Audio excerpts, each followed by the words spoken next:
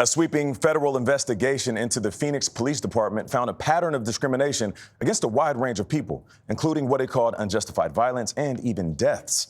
The Department of Justice released the results of a nearly 3-year inquiry yesterday. Chris Van Cleve reports.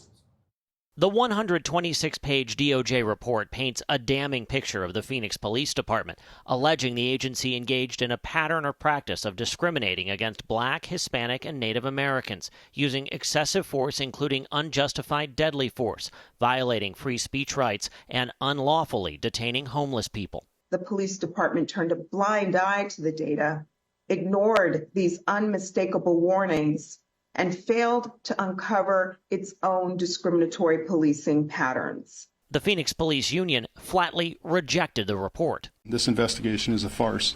In the end, the taxpayers are fleeced and our community will be less safe. Among the findings, between 2016 and 2022, more than a third of all Phoenix police arrests were people experiencing homelessness.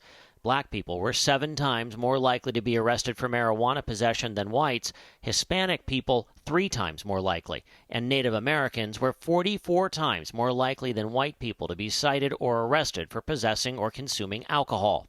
Interim Police Chief Michael Sullivan. We're midway through 2024.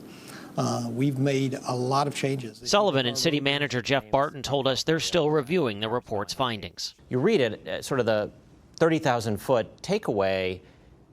If you look like me, you're going to have one experience with the Phoenix Police Department.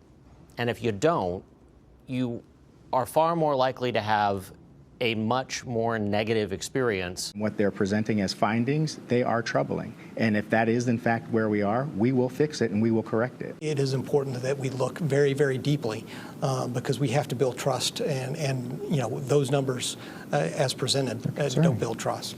Now DOJ is calling for federal oversight of the police department. Phoenix's elected leaders will meet later this month to discuss how the nation's 5th largest city will respond. For CBS Mornings, I'm Chris Van Cleve in Phoenix.